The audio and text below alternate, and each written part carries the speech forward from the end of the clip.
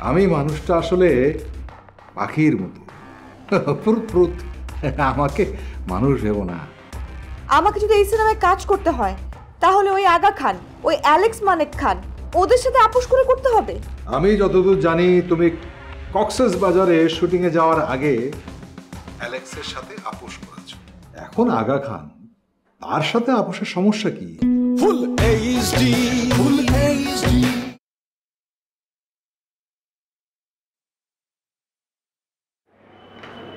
এগুরি shooting এর কি হলো? কোনো সারা শব্দ পাচ্ছি না।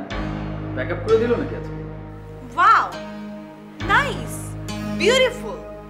মানে আপনি কি সুন্দর মজা নিচ্ছেন আমার সাথে। হাউ বিউটিফুল, এত সুন্দর মজা নিচ্ছেন। সরি, আমি তোমার ব্যাকআপ হয়ে গেছে কিনা সেটা আমার কাছে জানতে চাচ্ছেন? আমার কাছে? কেন তোমার কাছে জানতে চাই কি অন্যায় হয়ে গেল?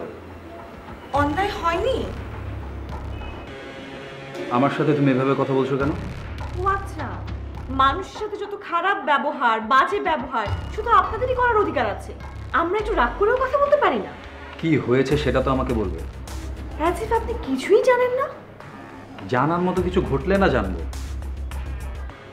আমাকে যে কাস্টিং থেকে বাদ দেওয়া হয়েছে সেটা আপনি জানেন না? ও আচ্ছা, তার মানে আপনি আগে থেকে জানেন? আমি জানতাম না, তোমার কাছ থেকেই শুনলাম। ও, তাহলে শুধুমাত্র আপনি ও আচ্ছা বললেন কেন? এটা কি শুধুমাত্র ও আচ্ছা বলার মতো কথা? তাহলে কি করব? আমি কান্নাকাটি শুরু করে দেব? কেন উরিয়েলাকে সিনেমা থেকে বাদ দেওয়া হলো, কেন তাকে প্যাকআপ করা হলো, সেটার জন্য পুরো ইউনিট জুড়ে একটা নাটক তৈরি করব?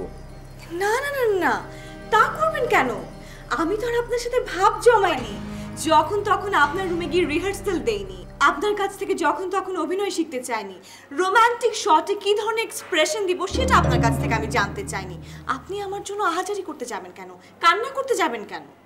তুমি তো আসলেই বেয়াদব একটা মেয়ে। তোমার ল্যাঙ্গুয়েজ ভালো না। আমার ল্যাঙ্গুয়েজ ভালো হোক আর খারাপ হোক, আপনারা আমাকে বাদ দিতে পারবেন না। আর ওই যে অ্যালেক্স মালিক, তিনি আমাকে যেমন কাস্ট করেনি তেমনি আমাকে বাদও দিতে পারবে না। Mind it. আর হ্যাঁ, আমার জায়গায় নতুন কেউ আসবে, তাকে নিয়ে আপনি যখন তখন রিহার্সাল দিতে পারবেন, তাকে অভিনয় শেখাতে পারবেন বলে যে আশা করছিলেন না, আপনার সেই আশা কখনোই পূরণ হবে না, মনে রাখবেন।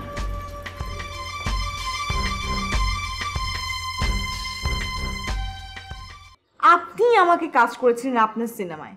আপনি তিলোত্তমা বলে আমার প্রেমে গদগদ হয়ে তারপর আপনি আমাকে এই সিনেমা শুটিংয়ে পাঠিয়েছেন। উরি আইলা, আমি তিলোত্তমা বলি, প্রেমিকা বানাই, প্রেমে গদগদ হই, সব কিছু সংক্ষিপ্ত সময়ের জন্য। মানে কি? আরে উরি, তুমি এত বোকা কেন?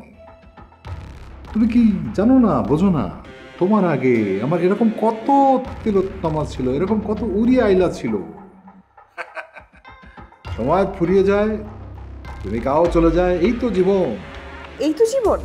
আমি মানুষটা আসলে পাখির মতো প্রুত প্রুত। আমাকে মানুষ ভেবো না, ঠিক আছে? তার মানে কি?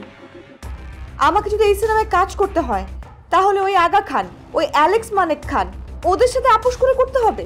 আমি যতদূর জানি তুমি কক্সেস বাজারে শুটিংয়ে যাওয়ার আগে অ্যালেক্সের সাথে আপোষ করেছো। এখন আগা খান, তার সাথে আপোষের সমস্যা কি? আর সে তো হিরো, বর্তমানে ফিল্মের সুপার হিরো। ওকে, আমার যা বোঝার আমি বুঝে গেছি। ঠিক আছে, ফোন রাখি।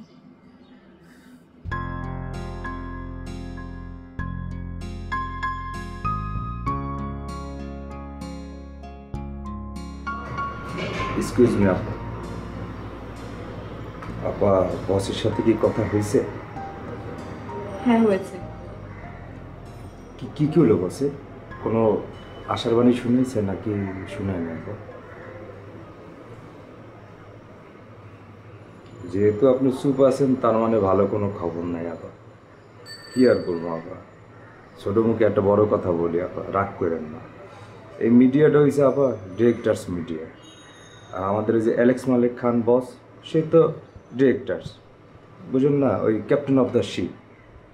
তাই ক্যাপ্টেন মনে করছে যাত্রী হিসেবে আপনার শিপে তুলছে, এখন আবার মনে করতেছে না, তাই আপনার যাত্রী নামায় দিতেছে শিপে আপা। কি আর করবেন? আমাকে এইভাবে সিনেমা থেকে বাদ দিতে পারলো? এইভাবে? আমার অ্যাক্টিং হচ্ছে না, এই অজুহাতে আমাকে বাদ দিয়েছে। এটা তো আমার জন্য অপমান, চরম অপমান। ও আপা, বিষয়টা আসলে একটু বেশি খারাপ হয়ে গেছে, একটু বেশি অপমান হয়ে গেছে। আর কি করবো আপা, কন কি করার আছে? ওই যে কথায় আছে না, এইটা ডিরেক্টরস মিডিয়া। ওকে ওকে, আজ রাতটা আমি এই রুমে আছি, কাল সকালে আমার টিকিট করার ব্যবস্থা করেন। ওকে আপা, কোনো সমস্যা নেই, আপনি খান দান রিল্যাক্স করেন, কিছু লাগলে আমার বলবেন, অবশ্যই আপনি কাল সকালে টিকিট কেটে দেবো, কোনো সমস্যা নেই।